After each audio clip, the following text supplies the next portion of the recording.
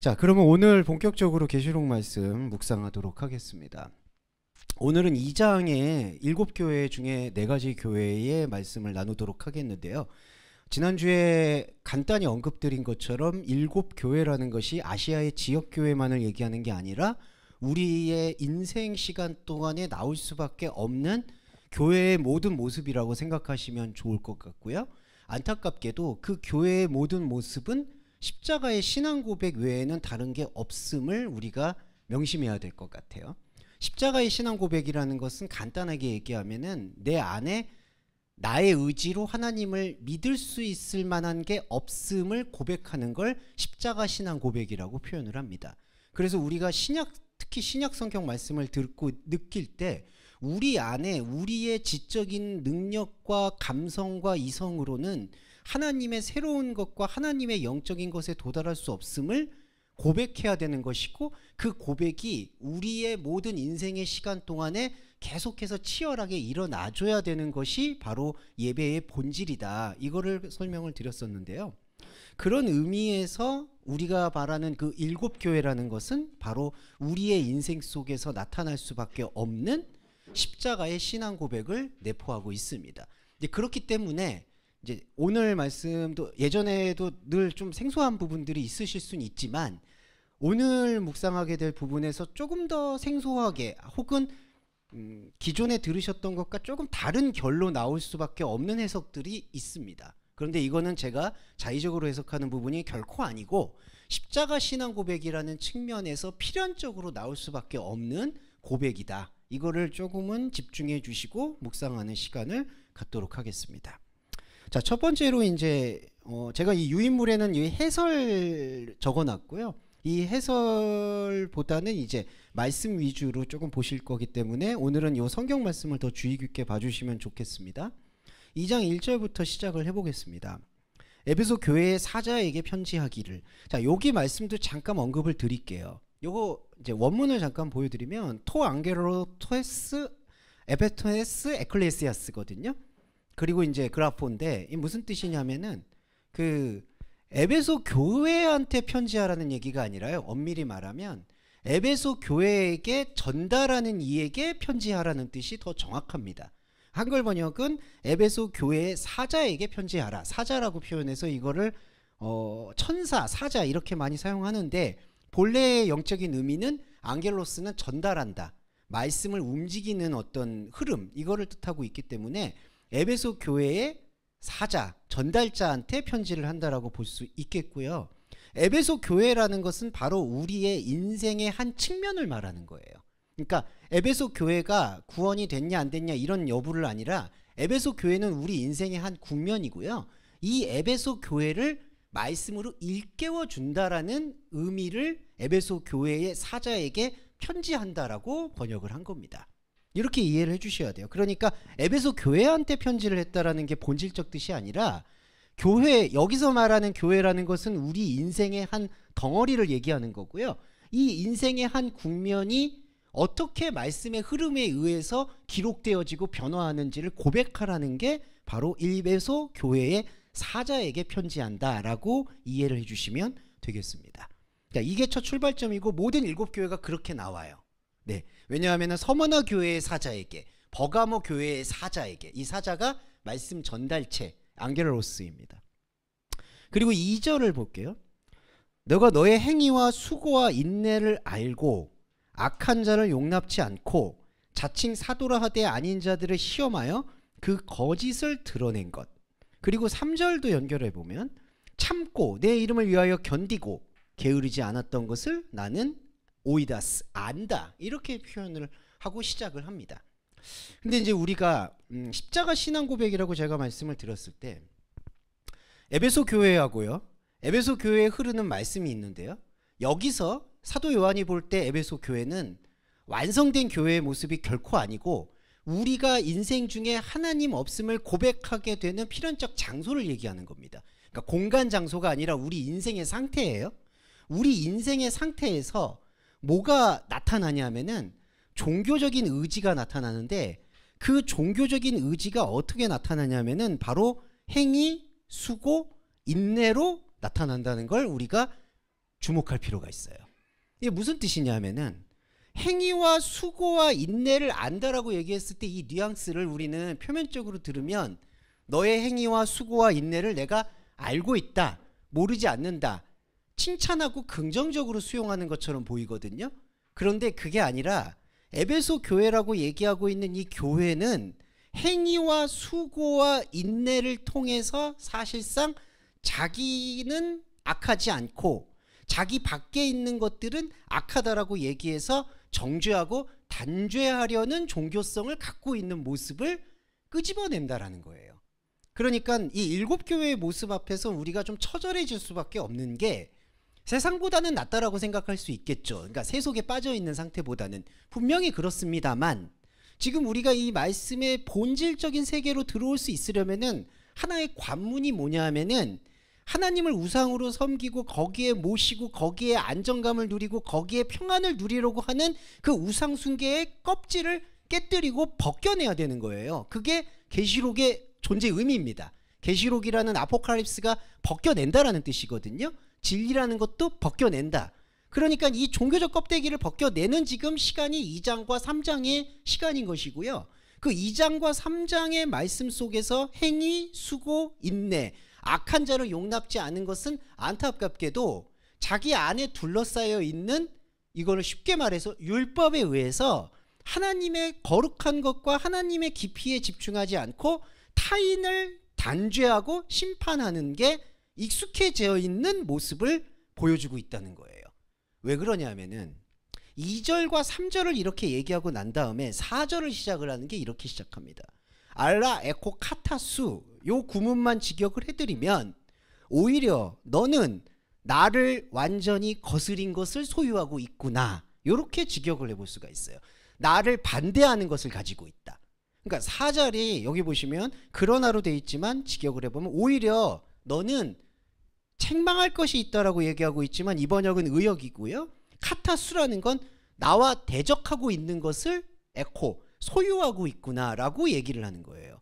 그래서 이 뉘앙스를 우리가 종합을 해보면 2절과 3절을 먼저 우리가 늘 편지를 쓰거나 아니면 사람들을 뭔가 이렇게 독려해 주는 그런 문장으로 이해할 수 있는데, 그러니까 아, 이런 것들은 잘했는데 이런 것들은 잘못한 것 같아 라는 그런 스토리가 아니라 2절과 3절의 이야기가 2절과 3절의 행위와 수고와 인내를 안다라고 얘기하는 것은 안타깝게도 나와 반대되는 상태에서 소유하고 있는 상태에서 행하고 있는 너의 노력이었구나라는 것을 반어법으로 드러낸다는 거예요. 반대하는 말로. 그러니까 이거를 2절과 3절을 칭찬하는 말, 너가 이런 것까지 게으르지 않은 것은 알고 칭찬을 하겠는데 이거는 책망할 거야 라는 그러한 메시지가 사실은 본질이 아니라는 것이죠. 그러니까 에베소 교회는 냉정하게 말씀드리면 하나 잘한 게 없는 거예요. 이게 사실 우리 모습이기도 합니다. 우리 모습 안에 세속의 껍데기를 벗었다고 생각해서 종교에 안주했더니 그 종교 안에서 타인을 심판하고 거짓된 것을 이렇게 단죄하는 미명하에서 계속해서 부지런했거든요. 3절 보시면 가관입니다. 게으르지 아니한 것을 안다. 그러니까 게으르지 아니했다라고 해서 이게 칭찬하는 게 아니에요. 안타깝지만 부지런하고 열심을 내는 것은 선한 덕목인데, 도덕, 선한 윤리인데 그 선함이 하나님과 반대되는 것에 편에 서서 선함을 활용했을 때 어떻게 될까요? 이 선함은 생명의 선함이 아니라 선악과의 선함이 되는 겁니다. 그러니까 이거의 2절과 3절은 안타깝게도 에베소 교회 안에, 곧 우리 안에 세속과 세상의 껍질을 벗어서 하나님께 돌아오려고 하는 우리를 스칸달리죠, 실족하게 하는 가장 깊고 뿌리 깊은 요소 중에 하나라는 겁니다.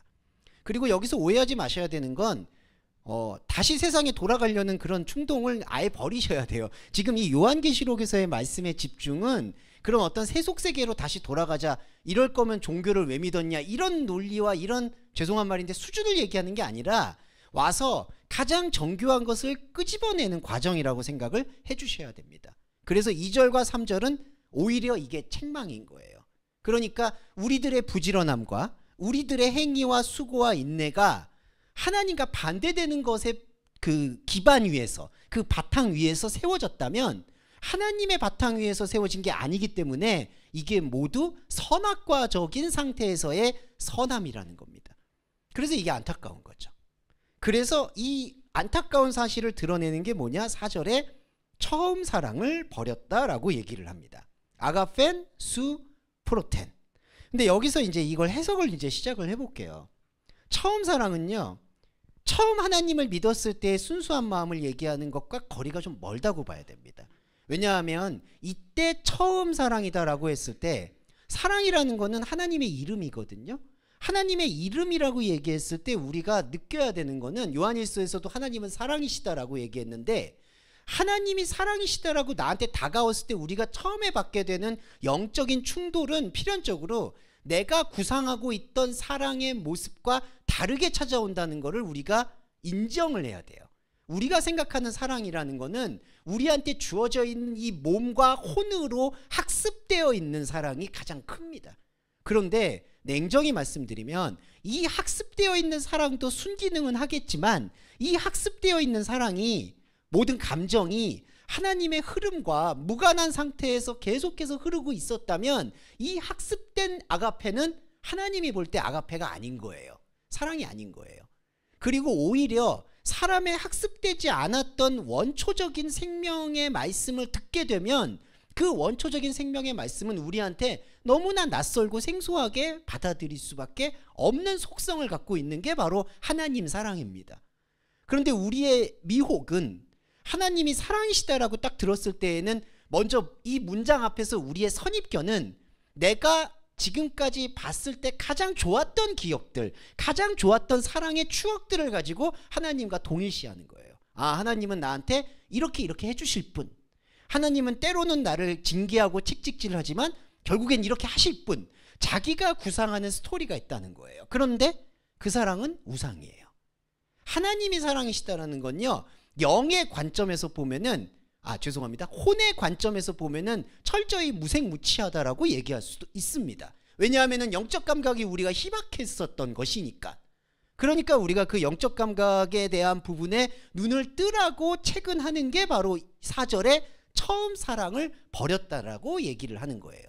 자, 사랑은 아가페 하나님이고, 왜 여기서 처음이라는 얘기를 할까? 여기서 처음이라는 얘기에 대한 주목은 시간으로 처음, 너가 처음 하나님을 만났을 때, 혹은 너가 처음 첫사랑을 했을 때, 너가 처음 했을 때, 이 크로노스적인 처음을 얘기하는 게 아니라 앞에서부터 처음과 끝은 계속 같이 얘기하고 있거든요. 그래서 여기서 처음 사랑이라고 얘기하는 거는 우리 트로트 이제 가사에도 그런 게 있죠. 끝사랑이라고. 끝사랑과 처음 사랑을 같이 보셔야 되는 거예요, 이게. 네. 그러니까 여기서 처음 사랑이라고 얘기하는 거는 이렇게 크로노스적으로 시간적으로 처음 시작했을 때 사랑을 얘기하는 게 아니라, 하나님은 알파와 오메가요 시작과 끝이니까 본질적인 사랑을 바로 이 에베소 교회한테는 처음 사랑이라고 표현하는 겁니다. 그러니까 에베소 교회가 지금 아무것도 이루지 못하고 있다는 것의 단적인 증거는 하나님이신 사랑을 지금 간과하고 있다, 놓치고 있다, 이게 바로 처음 사랑을 버렸다는 겁니다. 그러니까 제가 앞에서 말씀드렸던 2절과 3절은 사실상 유효하지가 않은 거예요.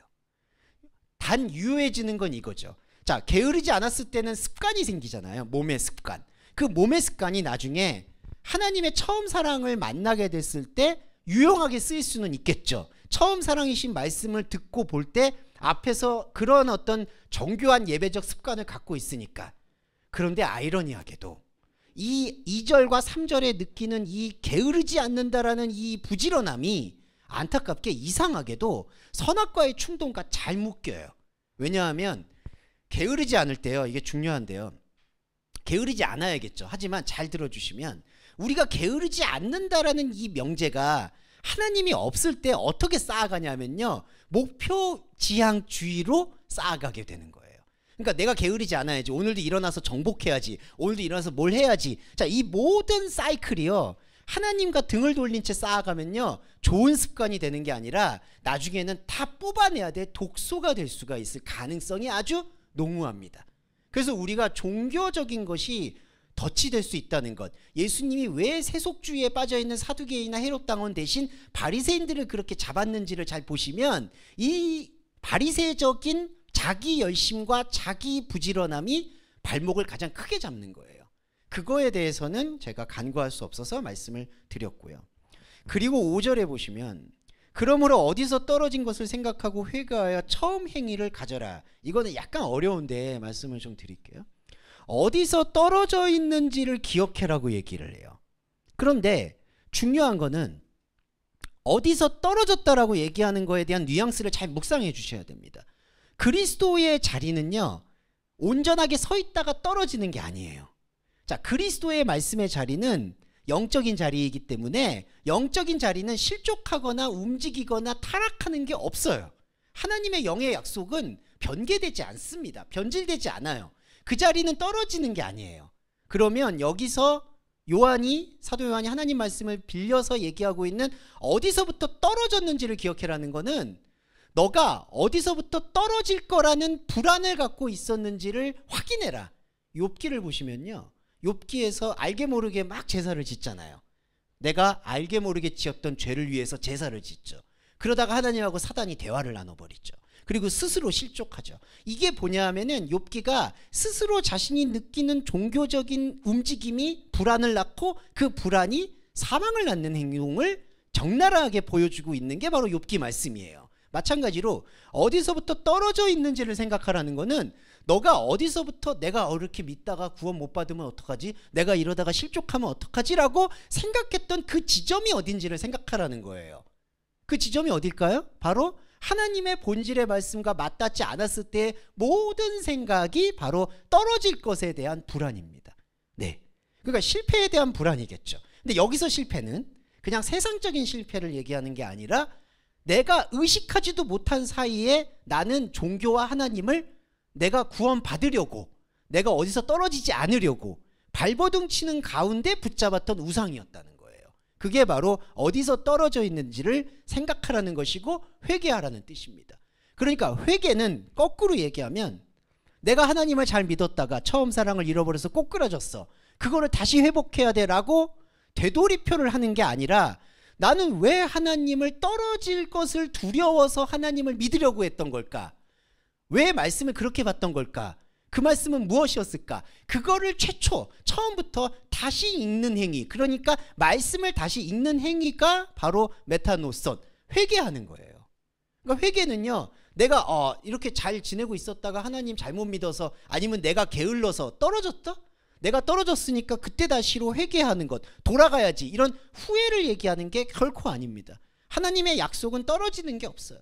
그냥 계속 그 자리예요. 그런데 우리가 가지고 있는 선악의 생각이 그거를 희미하게 만들고 있었던 것이고, 그 희미하게 만들고 있는 이 모든 현상에 대해서, 이 모든 인생에 대해서 십자가 복음으로 기억을 하는 게 바로 회개예요. 회개는 다른 게 없습니다. 자범죄를 회개하는 건요, 여러분 그냥 반성이라고 생각하시면 돼요. 성경에서 얘기하는 회개 아닙니다. 이게 바로 회개의 본질이에요. 그러면은 처음 행위를 가질 수 있게 되는데, 이때 처음 행위라는 게 뭐냐? 이 프로토 에르가 포이에손인데, 이제 이게 약간 제가 어렵다고 말씀을 드렸던 거는 창세기로 넘어가 보면, 창세기에서 우리가 그 스토리가 A and B 기법이라고 해서 사람이 들을 때 이렇게 들려요. 창세기 2장을 보시면, 자, 이거는 다 먹어도 되는데, 그 이제 나무에 대한 이야기입니다. 이거는 다 먹어도 되는데 선하게 알게 하는 나무만 먹지 마. 근데 너는 이걸 어겼기 때문에 불순종을 했고 죽었고 예수님이 오셔서 그거를 살리신 거야. 이제 이렇게 이해가 되는 거예요. 그러니까 타락의 기원을 어디에다가 찾냐 하면은 하지 말라는 것을 했다는 거에서 타락의 기원을 찾으려고 합니다.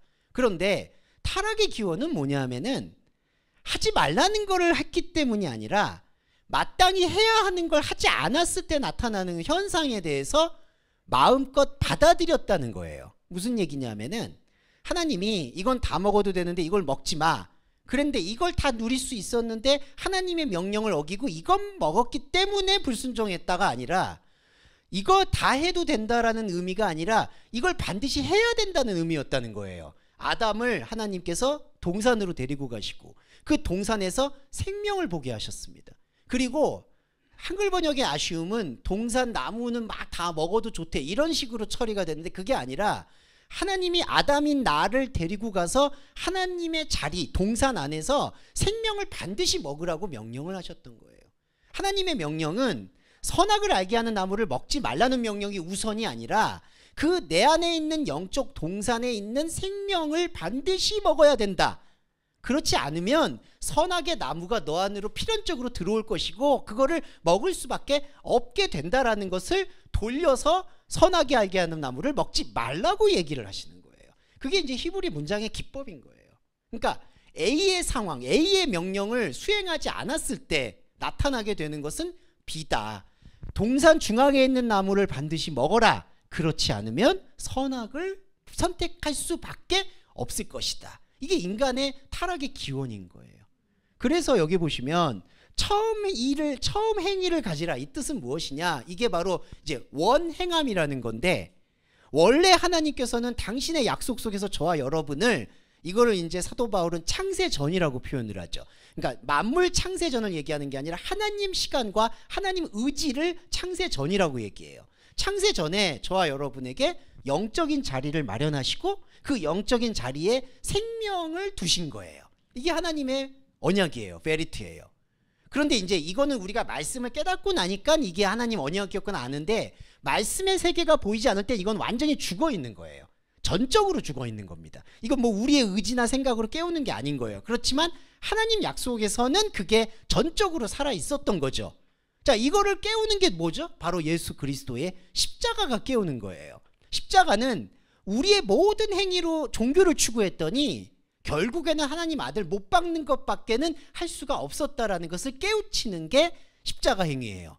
그러면 사람의 행위는 멈추는 거예요. 사람의 인내와 수고는 멈춥니다. 그러면 사람의 인내와 수고가 멈추는 그 자리에 부활의 생명이신 바로 생명나무가 보이는 거예요. 그 생명을 읽는 게 바로 처음 행위를 가지는 거예요.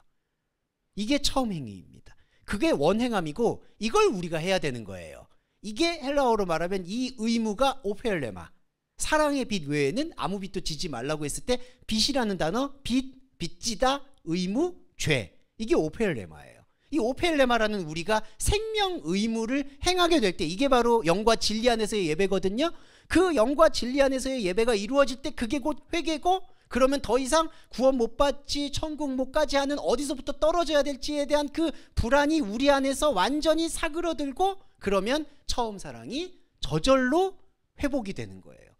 회복도 아니죠. 원래 하나님은 그걸 갖고 있으니까 우리의 미혹되는 이 눈의 비늘이 벗겨지는 겁니다.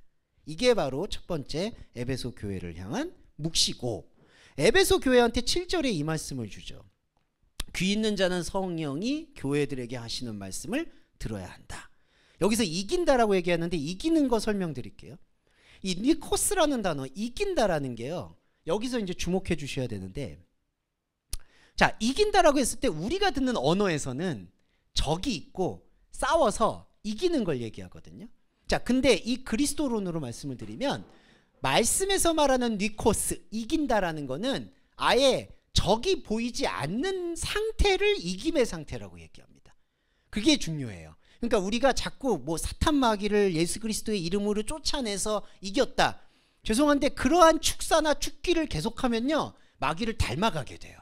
네, 이거는 우리가 인생 사는 현상에서도 막 어떤 부모님의 안 좋은 모습을 우리가 닮아간다든지, 부부도 계속 싸우다가 닮아간다든지 그런 거 말씀들 하잖아요. 이게 기원적으로 보면은 말씀 안에서도 내가 뭔가 적을 생각하고 적을 악마로 만들고 그 악마와 막 싸우는 걸 통해서 내가 내 의를 세우려고 하잖아요. 그러면 나중에 내가 이겼다고 생각하는데 내가 악마가 돼 있어요.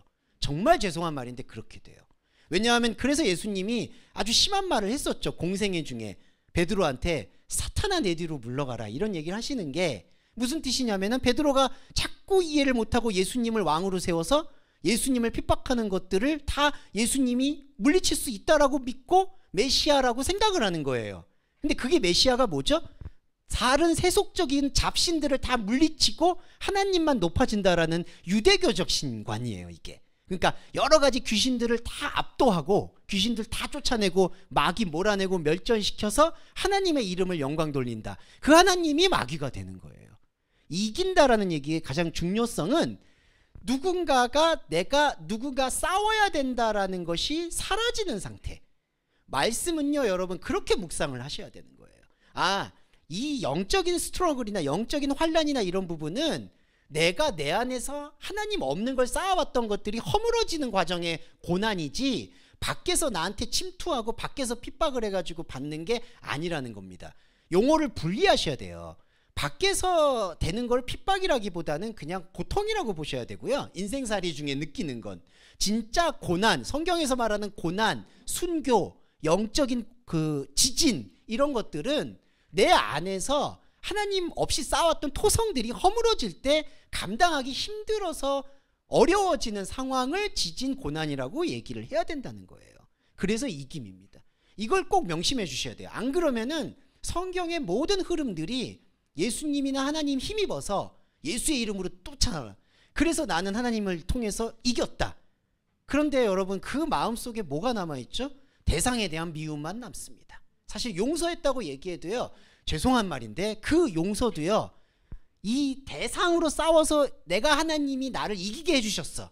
그러니까 난 저 사람 용서해. 그거 용서 아니에요, 여러분.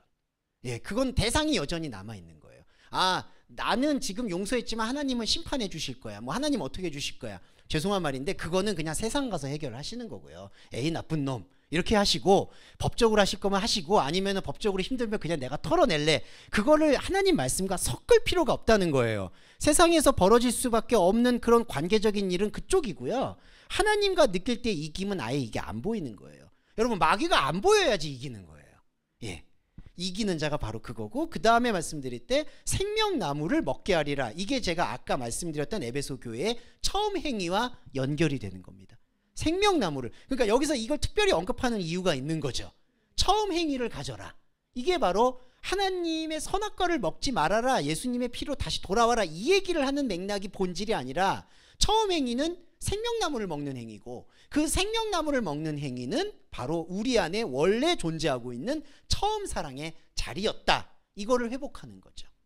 자, 이게 이제 첫 번째 교회의 이야기고요. 두 번째 교회 서문화 교회 얘기하고 잠깐 쉬었다 하겠습니다. 서문화 교회의 사자한테 또 동일하게 에베소 교회의 사자죠.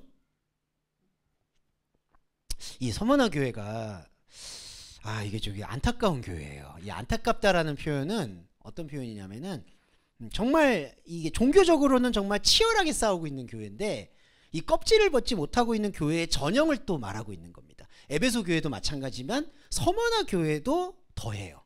무슨 뜻이냐면요. 자, 8절에 죽었다가 살아나신이라고 얘기할 때, 자, 이 얘기를 하는 이유는 뭐냐면 십자가 부활에 대한 언급을 미리 내포하고 있는 겁니다. 자, 죽었다라는 에게네토도 과거 시제고요. 엑세센이라는 단어도 과거 시제예요. 그러니까 죽었다가 네크로스, 그 다음에 엑세센, 이 모두 지금 과거 시제예요. 그러니까 두 가지 과거 시제가 다 쓰였다는 거는 죽음과 살아있음이 사실은 같이 있다라는 뜻입니다. 그러니까 죽었다 살았다라는 게 그냥 순서로 이해하는 게 아니라는 거죠. 아, 십자가에서 못 박히셨다가 부활하셨다, 이것만을 얘기하는 게 아니라 죽음과 살아있음이 똑같이 너한테 기억되고 있어야 된다. 우리가 십자가를 고백한다는 건 동시에 부활을 고백한다는 뜻이거든요. 그러니까 죽었다가 살아났다라는 게 한 번 죽었다가 살아났다라는 그거를 기념하는 것만이 아니라 우리 안에 그리스도를 받아들일 때 나의 생각은 죽고 그리스도가 살아있다. 이게 바울의 고백이죠. 그 고백을 얘기하고 있는 게 바로 죽었다가 살아나신, 이 죽었다가 살아났다라는 이 말씀의 실체를 말하고 있는 거고요. 9절에 볼까요? 환난과 궁핍을 하니 너가 플로시오스, 부요하다. 안타깝지만요, 여기서 환난과 궁핍은 어디에 기인하고 있냐? 이들의 서문화 교회 에르가 일에서 기인하고 있습니다. 그러니까 기원이 어디냐? 일에서 나와요. 안타깝게도 이게 부요하다라고 느끼는 이 생각은, 죄송한 말인데, 서문화 교인들의 생각이라는 거예요. 그러니까 나는 지금 환난과 궁핍을 받고 있는데 나는 부요해. 왜냐하면 자칭 유대인이라는 자들이 우리를 회방 넣고, 그러니까 실제적인 이제 고난이겠죠. 예수님 받아들일 때 그때는 유대교가 훨씬 세잖아요. 그러니까 유대교인들이 막 와서 회당 와서 으름장 놓고 막 회동하고 이렇게 막 회방하는 일들이 벌어졌겠죠. 자, 그런 일들 안에서 서문화 교인들이 환난과 궁핍을 느끼면서 자신들의 부요함을 천상에다가 열어놓는 거예요. 이게 무슨 뜻인가요? 자, 보시면 저 외부 사람들이 우리를 이해 못하고 막 핍박을 해. 그래서 핍박했어. 하지만 우리는 하나님께서 주시는 상급이 있기 때문에 부요해. 그런데 안타깝지만 여러분, 이건 뭐냐 하면은 원인과 결과예요. 밖에서 저렇게 나를 막 핍박하고 어려우니까, 정말 오늘 죄송한 얘기 많이 나오는데, 여러분들도 인생 살다가 막 고난하고 꼬이잖아요. 그러면 내가 예수님 믿어서 이 꼴 이 모양 된 거야. 그것도 없지 않아 있으시죠. 사실은. 예, 그것도 없지 않아 있죠. 당연히. 그런데 자, 그거는 필요한데, 여기서 서문화 교회에 대해 안타까운 거는 저들이 우리를 핍박하고 있는 모습들이 하나님이 진실을 믿으니까 핍박을 당한 거고, 나는 이 하나님의 진실을 믿었기 때문에 저 핍박을 받은 저 환난과 궁핍이 증거로 보이니까 나는 부요해라고 생각하게 되는 게, 이 부요하다는 거는 영적인 부요함이 돼야 되는데, 그거라기보다는 지금 현상적인 환난과 궁핍에서 오게 되는 대가가 부요함으로 스며들게 된다는 거예요. 자, 제가 왜 이걸 안타깝다라고 얘기를 드렸냐면은, 자, 이런 서문화 교회의 모습 안에 우리가 가지고 있는 양심의 교회들의 모습이 많이 있다는 거예요. 양심의 교회라는 거는 우리가 흔히 말하면 한국 교회가 막 비판하는 것들 많잖아요. 세습을 한다. 세습을 해서 아들 목사에게 이 큰 재산을 넘겨준다라든지, 그리고 재정적으로 투명하지 않는다든지, 그리고 뭔가 성적인 스캔들을 일으킨다든지, 이제 이러한 어떤 교회, 불투명한 교회라고 얘기하고 사단에게 게으른 교회라고 이렇게 맹공격을 하고 비판을 하면서 우리 교회는 다르다라고 얘기하는 교회들이 많습니다. 그리고 우리 교회는 비록 가난하지만 하나님께서 천상의 축복을 예비하셨다라고 얘기를 하게 되는 그 교회의 모습, 이렇게 가난한 건 하나님의 뜻이다라고 얘기하게 되는 그런 교회의 모습들이 양심적이고 진실된 교회로 비치게 됩니다.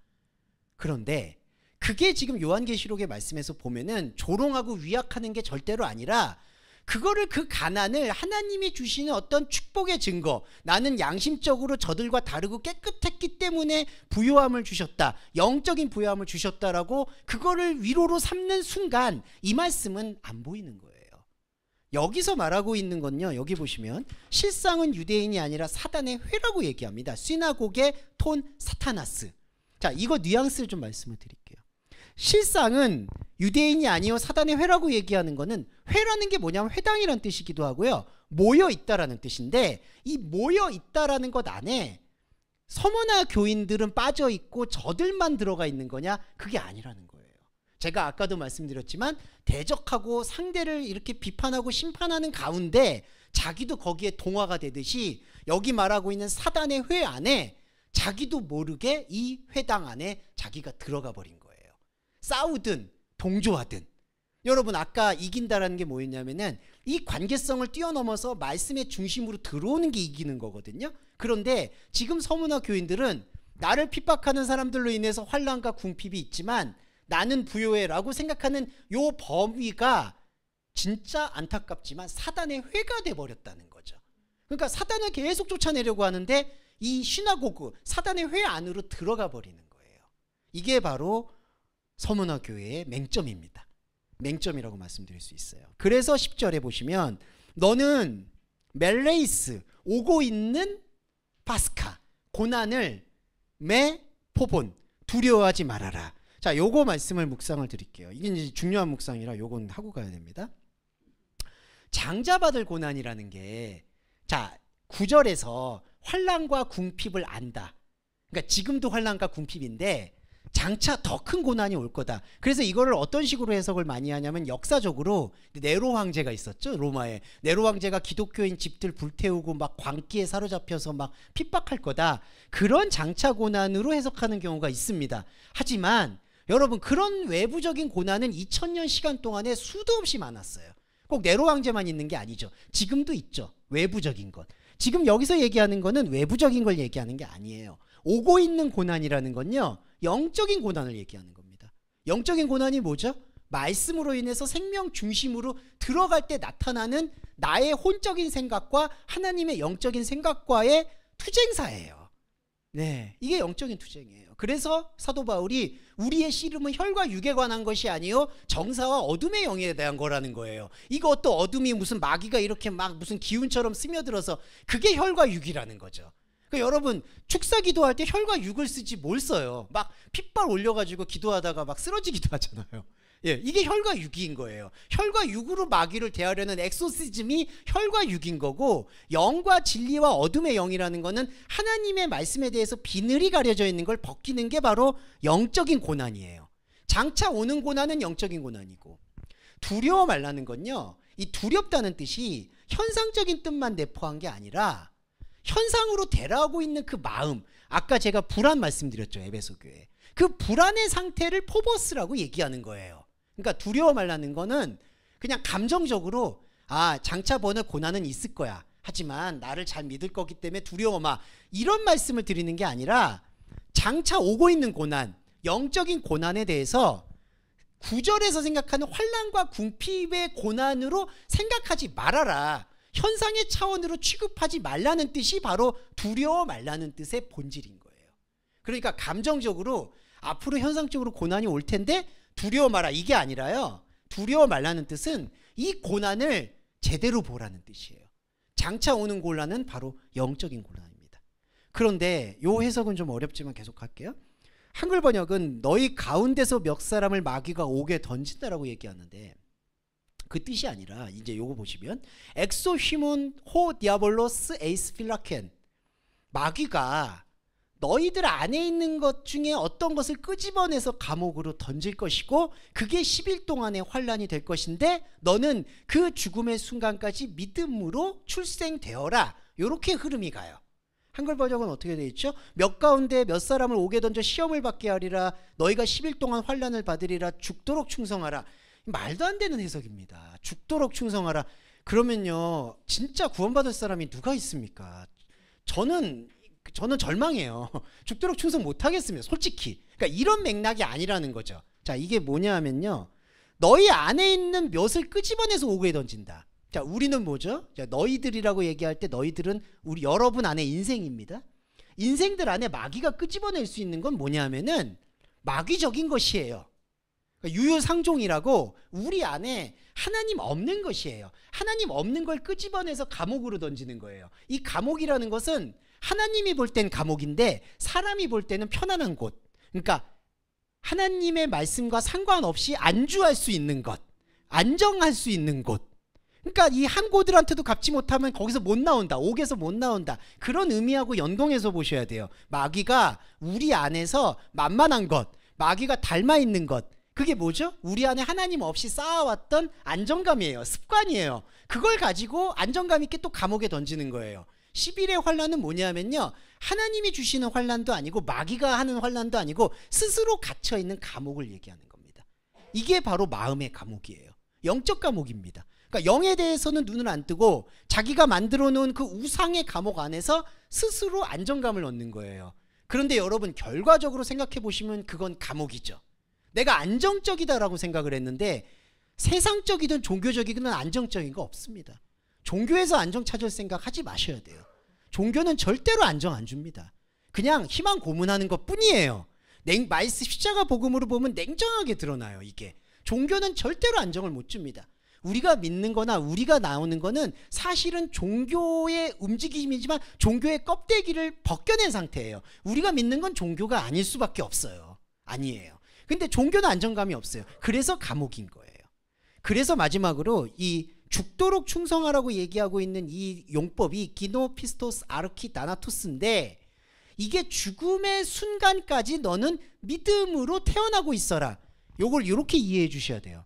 우리가 갖고 있는 인생의 시간, 자, 마귀가 계속해서 감옥으로 끌고 갈 수 있는 시간은 다 다나토스, 죽음의 시간입니다. 이 죽음의 시간. 그런데 이 죽음의 시간을 싸워 이겨라, 이 뜻을 얘기하는 게 아니라 죽음의 시간을 죽음의 시간으로 그냥 흘려보내라는 뜻이 믿음으로 태어나라는 뜻이에요. 그러니까 이걸 어떤 분들은 너무 영지주의적이다, 믿음만 강조한다라고 얘기하시는데, 이게 구별이 돼야지 비로소 우리가 내가 주어져 있는 세상을 객관적이고 투명하게 볼 수 있는 거지, 그렇지 않은 상태에서 감옥도 섞여 있고 영적인 것도 섞여 있고 다 섞여 있는 상태에서 뭘 할 수 있겠어요? 하나도 못합니다. 그게 그래서 죽도록 충성하라고 번역된 이 번역에 죽음의 순간까지, 죽을 때까지는 우리가 가지고 있는 혼의 시간이고, 혼의 시간 동안에 우리가 태어난다는 건 고백한다는 거거든요. 이 고백은 뭐냐면 십자가의 신앙 고백 하나라는 거예요. 그러니까 여기서 이거 풀어드릴게요. 죽도록 충성하라고 얘기하는 건 행위잖아요. 행위 아닙니다. 여기서 말하고 있는 거는 인간의 일을 얘기하는 게 아니라 인간이 내 안에 있는 이 말씀이 어떻게 움직이고 있는지를 정교하게 바라보는 것 하나, 그게 바로 이 혼은 죽음으로 돌아가지만, 하나님 없는 걸로 돌아가지만, 그 하나님을 믿는 나의 의지 믿음이 아니라 말씀으로 발견되는 믿음이 나를 영으로 출생시켜주고 발견시켜줄 거다. 이게 바로 생명의 면류관으로 이루어진다. 이렇게 얘기하시면, 이렇게 생각하시면 좋겠고, 이기는 자 둘째 사망은 바로 11절에 바로 그 맥락을 연장해서 얘기하고 있다. 이렇게 생각해 주시면 좋을 것 같아요. 네, 잠깐 쉬었다가 두 교회 또 나머지 살펴보겠습니다. 자, 두 번째 이제 시간 가볼게요.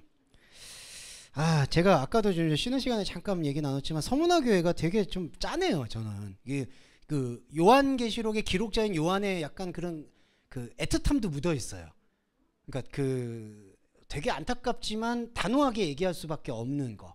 예, 그런 게 느껴져서 되게 조금 안타깝지만, 우리가 근데 이런 교회의 모습들, 에베소 교회도 그렇고 하나님의 본질적인 것으로 다시 돌아와 보면 이때 우리가 있었던 종교적인 습관도 사실은 정죄하지 않는 진리 안으로 들어오기 때문에 다 긍정적으로 또 생각하실 필요는 있습니다. 서문화 교회라든지 에베소 교회 이렇게 말하는 거는 이제 면피용이에요. 이렇게 잘 넘어가는 거예요.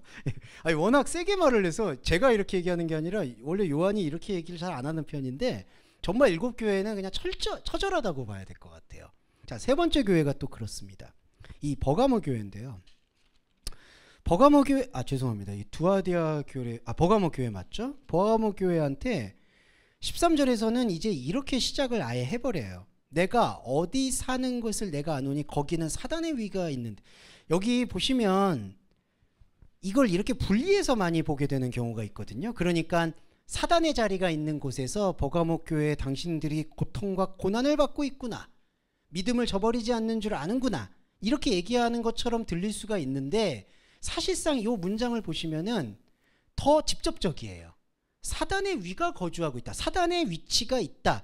안타깝게도 버가모 교회가 그 사단의 자리 위에서 지금 움직이고 있다라는 것을 언급하고 있다라고 얘기를 하고 있는 겁니다. 그래서 두 번째 문장 보시면 버가모 교회, 너가 내 이름을 굳게 잡아 내 충성된 증인 안디바가 너희 가운데 사단에 거하는 곳에서 죽임을 당할 때에도 나를 믿는 믿음을 저버리지 아니하였도다. 요 민감함을 잘 이해해 주셔야 돼요. 이게 무슨 뜻이냐면은, 자, 사단이 거하는 곳에서 죽임을 당한다라고 얘기하는 게, 자 보세요. 이게 이제 요한이 이 상당히 안타까우면서도 중요한 얘기를 하는 건데, 이렇게 사단이 득시글거리는 것에서 죽어가는데도 나의 믿음을 저버리지 않았다라는 뉘앙스가 아니라 이 장소에서 벗어나지 않고 있다라는 뉘앙스가 강조되고 있는 겁니다. 네, 그러니까 나를 믿는 믿음을 저버리지 않았다라고 얘기했을 때 얼핏 들으면 이게 순결하고 순수한 믿음으로 들릴 수가 있어요. 그리고 그런 흐름들도, 그런 신념들도 우리는 존중을 해야죠. 요한도 존중을 하는 겁니다. 존중을 하니까 이런 문장들을 사용하는 건데, 우리가 묵상해야 될 포인트는 지금 이 버가모 교회가 계속 아까 서문화 교회와 마찬가지로 사단과 계속 투쟁하고 싸우는 이 외부적인 투쟁 가운데에서 결국 그들이 사단의 자리에서 지금 터전을 잡고 있는 양태를 보여주고 있다. 이게 바로 버가모 교회예요. 왜냐하면 14절에 내가 두어 가지 책망할 게 아니라요, 이것도 보시면 아시겠지만 더 강조하는 거예요. 에코 카타스 올리과, 내가 너를 아주 작은 것에 반대하고 있는 것을 보고 있다. 자, 이게 한글 번역에서는 두어 가지 책망할 걸로 돼 있지만 이 올리고스라는 게 아주 작다라는 뜻이고, 아주 작은 것으로 하나님과 반대되는 것을 갖고 있다라는 이 의미는 뭐냐 하면 양적으로 작은 것을 갖고 있다. 그러니까 너는 요것만 고치면 되겠다 이 뜻이 아니라, 적은 것이 누룩이라는 단어도 있고요, 적고 있는 게 이 작다라는 개념이 지극히 작은 자에게 하지 않은 것이 나에게 하지 않았다라는 예수님 말씀처럼, 아주 적은 것이라고 생각하는 것은 너가 하나님의 진짜 말씀에 대해서 아주 적게 하잘것없는 것으로 취급하고 있다라는 것을 우회적으로 얘기하는 거예요.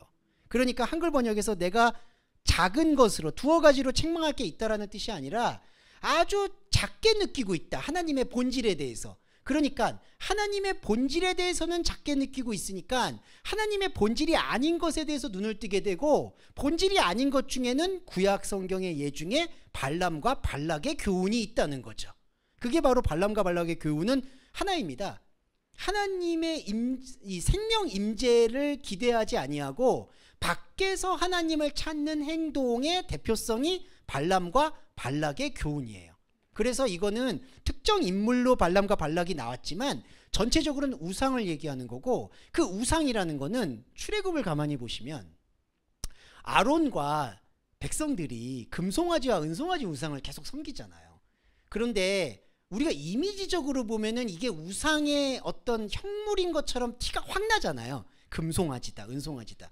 그런데 이 단어의 어원을 조금 파고들면은 그게 금송아지라는 의미로 뜻하는 게 아니라 자신들이 최선을 다해서 봉양하는 의미, 베스트, 그런 것들을 뜻하는 거예요. 그러니까 우리가 이제 이런 거죠. 뭐 진주를 말할 때도 최상급 진주다, 요리를 말할 때도 최상급. 금송아지하고 은송아지는 바로 그런 것들이에요. 그러니까 모세가 출애굽 때 자꾸 하나님 만난다고 산에 들어가 있을 때 이 사람들이 믿음이 없어서 다른 우상들을 데리고 왔다라는 의미가, 뉘앙스가 본질이 아니라, 이럴수록 우리가 하나님을 더 잘 섬겨야지라고 생각하는 그 섬김의 마음이 금송아지로 나온다는 거예요. 그때 금송아지는 사람들의 눈에 볼 때에는 정말 내가 깨끗하게 예배드린 걸로 보이는 거예요. 정말 우리 옛날에 기억하시겠지만 강대산의 목사님 여기 있을 때 무슨 꽃이 그런 게 50만 원이 넘는 걸 이제 알았고, 이 강대산이 뭐 300만 원이 넘는다는 것도 제가 최근에 알았는데 그거 되게 비싸더라고요, 강대산이. 네, 뭐 그런 걸 원한다는 게 결코 아닙니다. 네. 이제 그런 걸 제가 위약적으로 말씀을 드렸지만, 그리고 이제 주일날에는 이 돈도 이제 헌금할 때 좀 새 돈을 드린다든지, 주일날에는 약간 돈을 또 안 써가지고 하나님의 말씀을 지킨다든지, 자, 그런 모든 것들은 되게 좋아 보이고 심성거, 그리고 자기의 어떤 신앙적인 것으로 좋아 보이는 것으로 보일 수가 있는데, 그렇게 깨끗하게 하려고 했던 게 금송아지라는 거예요.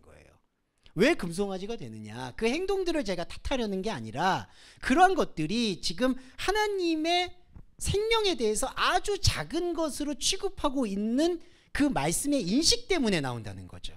자, 모세 오경에 대한 얘기 잠깐만 드리면, 우리가 내년에 올해 하반기에 보는 거니까 올해 하반기에서 전체적으로 보게 된 비전은 뭐냐면, 하나님이 정말로 원하시는 제사가 뭐냐 이거예요. 하나님이 정말로 이 제사 행위를 원하는 거냐? 행위를 원하는 게 없다는 거예요. 사실은 어떤 형태로든 어떤 마음으로든 어떤 지역으로든 우리가 가지고 있는 진짜 제사라는 거는 하나님에게 올려지는 그 향이라는 게, 하나님이 뭐 흠향하셨다, 향기로운 향을 얘기하는 게 아니라 자기 자신의 모든 의지가 소멸되는 걸 고백하는 게 향이에요. 그게 흠향이에요. 그래서 제사는 다 번제로 귀결이 되는 거예요. 태우는 거예요.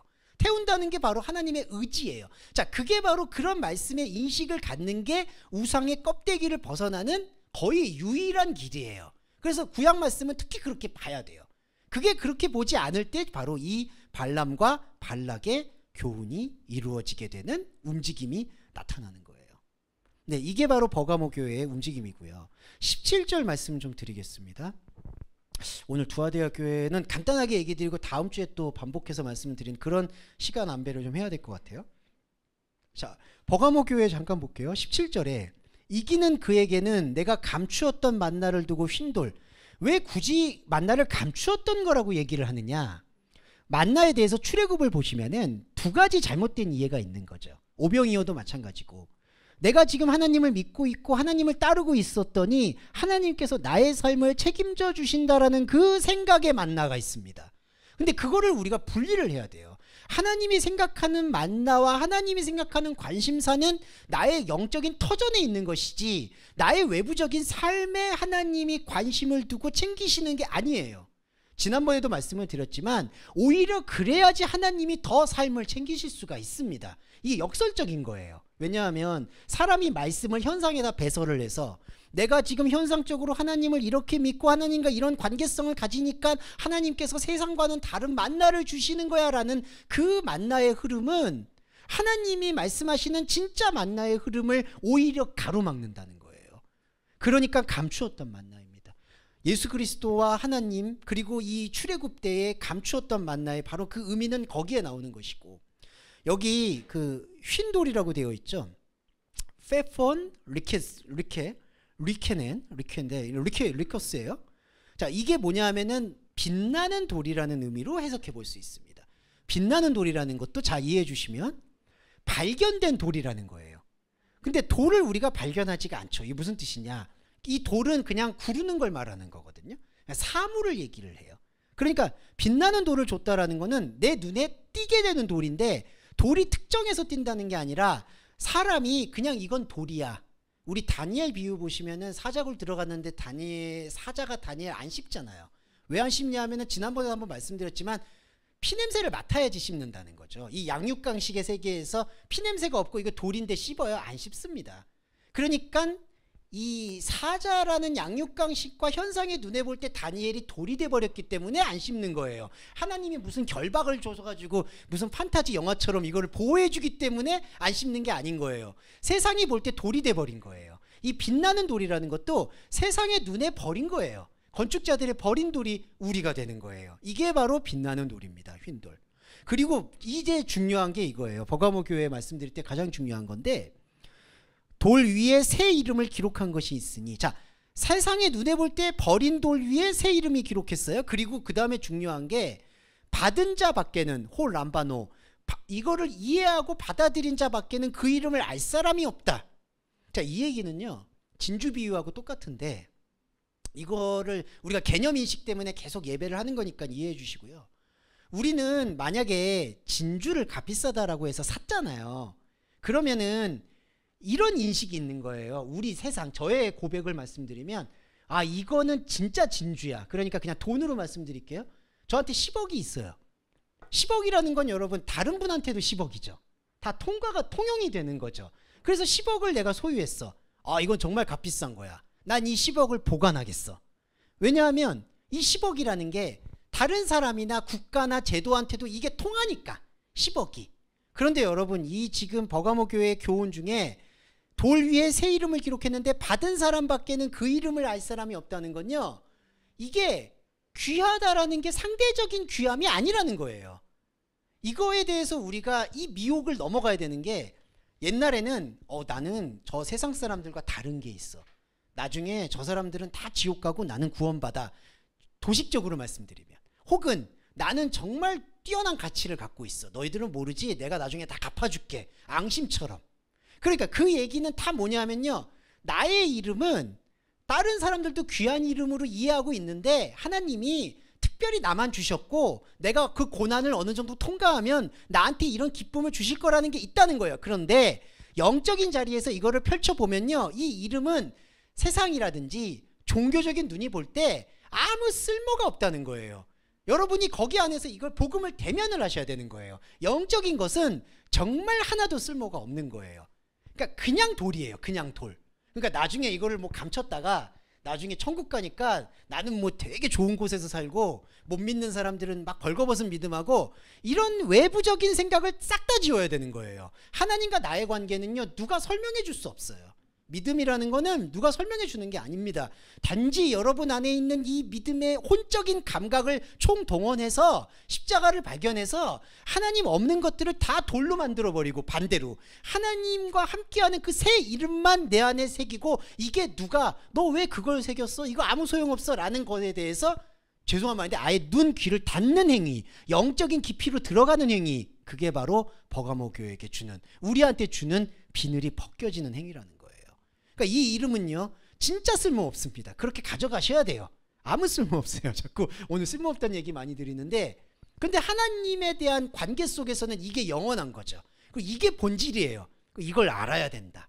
이게 본질적이다. 그리고 이제 자, 두아디아 교회는 3분만 말씀드리고 이제 시간이 너무 많이 지나서, 두아디아 교회에 대한 것에 대한 의미는 바로 이 음행에 대한 부분이 나옵니다. 음행. 그래서 이제 이세벨에 대한 부분이 나오는데, 자, 이세벨과 만국권세 얘기 26절, 그 얘기를 두 가지를 드리고 다음 주에 좀 드릴게요. 음녀 이세벨이라는 것은 일단 내적인 의미이고요. 또 깊이 두 층위를 말씀을 드릴게요. 내적인 의미라는 거는 이때는 음녀 이세벨이라는 게 밖에 있는 어떤 이방의 신전을 숭배하는 어떤 음란한 여성, 우리로 말하면 무속인, 무당, 이런 것들, 마녀, 이런 것들을 얘기하는 게 아니에요. 여기서 말하는 음녀 이세벨이라는 것은 다른 복음을 품고 계속해서 그 다른 복음의 남편, 이게 이제 로마서에서는 전남편이라고 하는데요. 이 전남편, 남편도 아닌데 남편 행세하는 이런 사람들 많죠. 이게 가스라이팅이라고 얘기하는데 요즘의 용어로는. 그러니까 내가 왜 섬길 필요도 없는데 계속 섬기는 거, 이 상태가 바로 다른 복음에 사로잡혀 있는 상태예요. 이게 노예 상태입니다. 이 노예 상태가 계속 가다 보면은 우리가 완전히 매몰돼 버려요. 제일 심각한 거는 말씀을 보는 게 다 그 흐름으로 가는 거예요. 그게 첫 번째 다른 복음이고, 또 하나 심층적인 거, 다음 주에 좀 더 깊이 말씀을 드릴 텐데, 내가 음녀가 될지도 모른다라는 불안감. 그러니까 내가 다른 복음을 받아들여서 나는 그리스도를 신랑으로 받아들이는 신부여야 하는데, 내가 다른 복음과 엮여서 다른 존재를, 다른 어떤 의미를 낮을지도 모른다라는 그 불안감을 갖게 되는 불안감도 영적인 불안감이죠. 영적인 불안감도 음녀의 행동이라는 거예요. 네, 이 두 가지를 우리는 다 봐야 돼요. 그러니까 다른 복음만 난 안 먹으면 돼, 금식하면 돼, 이런 맥락이 아니에요. 다른 복음이라는 걸 의식하고 있는 그 자체. 그러니까 이건 다른 복음이야, 나는 참 복음이야. 여러분, 이렇게 가는 게 아니에요. 이제는 요거는 다른 복음, 이건 비진리, 이건 진리, 이런 이분법이 아니라 진리 안에서 내가 더 선명하게 밝혀지는 과정이기 때문에 거기에서는 내가 음행을 한다 안 한다의 그 기준이 사라지는 상태가 와요. 그 의식을 뛰어넘는 게 바로 이기는 자가 됩니다. 그게 바로 이기는 자가 되고, 26절에 이기는 자와 끝까지 내일을 지키는 그에게 만국을 다스리는 권세. 자, 이런 것 때문에 많이 호도가 되는데, 만국은요 에드노스, 이방이란 단어고 이건 습관이라는 뜻입니다. 습관. 여기 만국으로 번역된 게. 근데 자, 습관을 다스리는 권세다라고 했을 때, 자, 여기서 이제 복음의 역동성을 이해해 주셔야 돼요. 권세라는 건요, 권세라는 단어는 이 습관을 다 자기의 품 안으로 끌어오려는 욕망으로 가득 차 있는 거예요. 습관. 자, 근데 27절 볼까요? 그가 철장을 가지고 저희를 다스려 질그릇 깨뜨리는 것과 같이 한다. 이게 누가 뭐냐? 그리스도가 철장을 가지고 깨뜨린다고 하거든요. 자, 예수 그리스도의 말씀을 받은 요한이 말하는 만국 권세라는 거는 습관을 다 깬다는 얘기예요. 그러니까 이게 엑소시안이라는 게, 이 권세라는 게, 권세라는 단어는 모은다는 뜻이 있거든요. 근데 습관은 이미 모아져 있어요. 습관이라는 뜻은 이미 권세라는 단어와 같아요. 근데 권세라는 습관과 권세가 붙었잖아요. 어떻게 될까요? 이 습관을 깨는 거예요. 이게 바로 사단이 사단을 만날 때 붕괴되고 그때 하나님 나라가 임한다라는 의미예요. 무슨 뜻이냐면, 만국을 다스리는데 일단 첫 번째, 이런 만국을 다스리는 이거하고는 아예 상관이 없는 거고요. 내가 지금까지 쌓아올린 이 7교회의 습관들이 있어요. 근데 이 습관들 자체가 이미 권세인데, 그 권세가 또 권세를 만나요. 이게 무슨 거냐? 권세가 권세를 만난다는 건 둘 다 부서진다는 뜻이에요. 예. 그래서 철장 권세라고 얘기하는 거예요. 권세를 깨는 거예요. 사람이 생각하는 권세를 깨는 거예요. 사람이 생각하는 하나님 나라, 사람이 생각하는 천국, 사람이 생각하는 숫자, 사람이 생각하는 의미가 다 깨어지는 상태. 이렇게 보면요, 사람의 눈에 볼 때 되게 무질서하거든요. 근데 이게 바로 복음의 본질이 됩니다. 그래서 만국 권세라는 얘기와, 그리고 음행에 대한 이야기, 그리고 이 서머나 교회의 좀 안타까움, 그리고 오늘 버가모 교회의 그 발락과 우상의 제물, 마지막으로 에베소 교회의 처음 사랑, 이런 포인트들을 잘 기억을 해주시면서 말씀을 인지해 주셨으면 좋겠습니다. 네, 오늘 시간이 좀 지났지만 이제 마무리 기도와 주기도문으로 예배 마치겠습니다. 사랑의 주님, 오늘 요한계시록 4교회를, 7교회 중에 4교회를 살펴보았습니다. 주님께서 우리에게 말씀하시는 권면과 독려는 알겠습니다만, 결국 우리가 하나님 앞에서 아무것도 아님을 고백하는 시간 밖에는 예배적으로 남지 않았음을 엄숙히 고백합니다. 우리 동서말씀교회 교회 여러분들에게 진리의 말씀만 보여주셔서 진정으로 이기는 자가 되게 하여 주시기를 소원합니다. 마귀와 사단을 대응해서 그걸 싸워내고 나를 극복하고 쳐서 복종시키는 그러한 노예 근성을 버리게 하시고, 이제 그리스도 안에서 말씀만으로 충만해지고 누구와도 범접할 수 없고 비교할 수 없는 영적인 세계에 더 깊이 들어갈 수 있도록 동서말씀교회 교회 여러분들을 그 깊이 가운데로 인도해 주시기를 소원합니다. 사랑하는 하나님, 그러나 간절히 구하옵는 것은 우리가 그 깊이로 들어가는 데 있어서의 우리의 현상의 시간이 걸림돌이 되는 경우가 많습니다.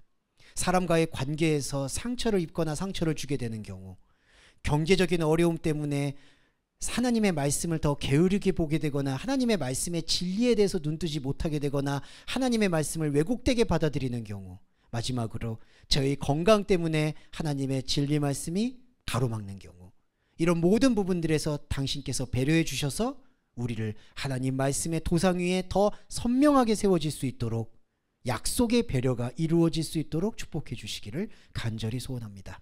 설 명절달에 가족분들과 그리고 친정한 휴식이 될 수 있도록 축복해 주시기를 간절히 소원하며 예수 그리스도의 이름으로 감사하며 기도드립니다. 아멘. 주기도문 함께 하겠습니다. 하늘에 계신 우리의 아버지여, 이름이 거룩히 여김을 받으시오며 나라에 임하옵시며 뜻이 하늘에서 이룬 것 같이 땅에서도 이루어지이다. 오늘날 우리에게 일용할 양식을 주옵시고 우리가 우리에게 죄 지은 자를 사하여 준 것 같이 우리의 죄를 사하여 주옵시고 우리를 시험에 들게 하지 마옵시며 다만 악에서 구하옵소서. 대개 나라와 권세와 영광이 아버지께 영원히 있사옵나이다. 아멘.